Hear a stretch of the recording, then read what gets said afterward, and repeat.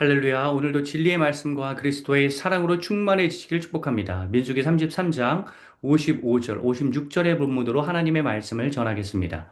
너희가 만일 그 땅의 원주민을 너희 앞에서 몰아내지 아니하면 너희가 남겨둔 자들이 너희의 눈의 가시와 너희의 옆구리에 찌르는 것이 되어 너희가 거주하는 땅에서 너희를 괴롭게 할 것이요.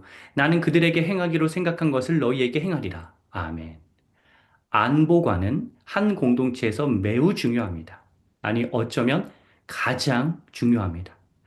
적들의 위협을 막을 힘이 없어서 속수무책으로 당하고 있다면 그 공동체는 아무것도 하지 못하기 때문입니다. 안보관이 약한 분들은 계속 이렇게 이야기를 합니다. 우리가 무기를 버리면 적들도 우리와 평화의 조약을 맺을 것이다. 현실을 전혀 모르는 소리입니다.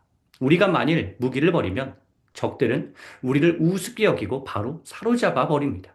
왜냐하면 인간의 천성은 기본적으로 악하기 때문입니다. 강한 자에게는 약하고 약한 자에게는 강한 적자 생존의 법칙이 인간 생태계의 기본입니다. 오늘 본문 말씀이 나오기 전에 앞장 민수기 32장에서 이미 자기 유익과 안위를 추구하는 르우벤 지파와 갓 지파의 모습을 통해서 인간 본성의 악함에 맞서서 공동체가 견지하고 제지하여 균형을 이뤄야 한다는 점을 살펴보았습니다. 현실적 상황과 인간의 본성을 모르고 비폭력 평화주의를 주창하는 자들은 아마 만일 전쟁이 나면 가장 먼저 숨고 꽁무니를 뺄 사람들일 것입니다.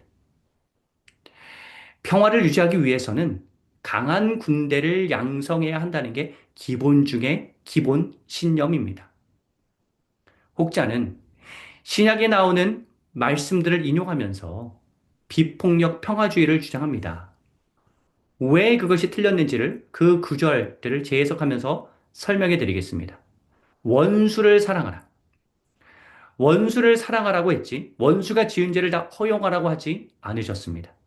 그리고 원수를 위해 기도하라는 내용이 바로 뒤에 나오는데, 이는 원수의 잘못은 당연히 처벌 받아야 하지만 그를 위해 기도하기를 끊지 말라는 의미이며, 어떤 측면으로는 원수와 아무리 대화해도 타협안이 마련되지 않으니 기도할 뿐이라는 해석도 가능합니다. 오른뺨을 치거든 왼편도 돌려대라. 이 말씀 문맥을 보면 지나친 보복을 하지 말라는 뜻입니다. 이 말씀대로 적용하여서 적의 포탄이 우리 진영으로 막 날라오고 있는데 거기 말고 다른 곳도 포탄을 투하하라고 핵심 정보를 유출하는 간첩질을 한다면 그것은 잘하는 짓입니까? 선제 공격이 있을 때 방어를 위한 적극 대응은 필수이고, 그러한 도발을 하지 못하도록 강한 군대를 육성해야 하는 게 지극히 당연합니다. 악을 악으로 갚지 말라. 이 말씀을 보면 선으로 악을 반드시 이기라고 나오지 그냥 저주라고 나오지 않습니다. 구약에도 보면 마치 성경이 비폭력 평화주의인 책인 것처럼 그렇게 해석해버리는 그런 표현들이 있는데 몇 구절만 살펴보겠습니다. 칼을 쳐서 보습을 만들고 창을 쳐서 낫을 만들라. 이 이사야 2장 4절 말씀은 천국을 상징하는 표현입니다. 이사야 11장 8절에 나오는 독사굴에 어린이가 손을 넣고 장난쳐도 물지 않는다라는 이 말씀은 우리가 추구해야 할 하나님 나라입니다. 이 말씀 그대로 독사굴에 한번 손을 넣어 보십시오. 어떻게 되는지. 얼토당토하는 주장을 펼치면서 기독교의 진리를, 기독교가 말하는 안보관을 그릇된 평화주의의 논리로 설명해서는 안 됩니다. 잘못된 사상이 종교보다, 기독교의 진리보다 앞서서는 안 됩니다. 성경에 보면 무수히 많은 말씀이 적을 확실히 처단하라고 가르칩니다. 그 말씀과 그릇된 평화주의의 논리는 상충하는데 어떻게 사상의 노예가 되어 감히 하나님의 말씀을 종합적으로 올바르게 통전적으로 이해하지 않고 그 사상에 맞춰서 풀어내고 가르치는 것입니까? 그건 정확하게 진단한다면 사랑이 부족하기 때문입니다.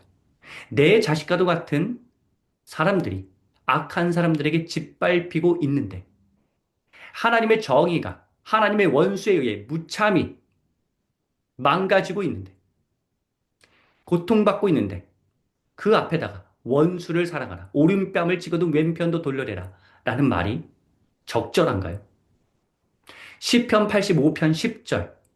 사랑과 진실이 만나고 정의와 평화가 입을 맞춘다. 평화를 위해서는 정의가 필요합니다. 무턱대고 다 받아주는 게 사랑이 아니라 진실이 드러나는 게 진정한 사랑입니다. 이 말씀을 그릇된 평화주의자들은 어떻게 맞받아치실 겁니까? 호세아 10장 12절 말씀. 정의를 뿌리고 사랑의 열매를 거두어라. 정의가 바로 서야지 사랑의 열매가 있는 법입니다. 공동체를 지키려는 정의가 정립이 되어야 그 안에서 사랑이 꽃을 피우고 열매를 맺을 수 있는 법입니다. 예수님의 말씀, 독사의 자식들아, 너희는 악하니 어떻게 선한 말을 할 수 있느냐라고 하시는 예수님의 의로운 분노, 정의로운 사랑의 모습, 예수님께서 성전 안에서 소와 양과 비둘기파는 사람들과 돈 바꾸는 사람들을 보시고 노끈으로 채찍을 만드사 내쫓으신 예수님의 사랑. 악한 자들로부터 연약한 자들을 보호하시려는 예수님의 사랑에 대해서 대체 그릇된 평화주의자들은 어떠한 논평을 하시겠습니까? 오늘 본 말씀은 하나님께서 출애굽 2세대에게 가나안 땅에서 행해야 할 지침을 아주 분명하게 알려주십니다.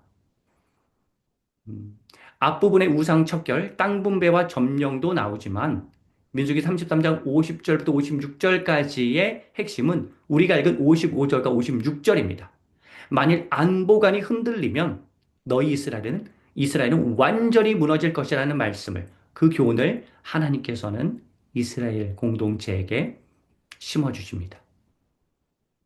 오늘 말씀은 매우 중요합니다. 56절 말씀에 보면 내가 가나안을 멸망시키려고 했는데 너희의 안보관이 투철하지 않으면 너희가 도리어 멸망할 것이라고 하나님은 경고하십니다. 우리나라 육군의 모토는 강한 친구이죠. 고대 로마의 격언 중에는 평화를 원하거든 전쟁을 준비하라 라는 경고가 있습니다.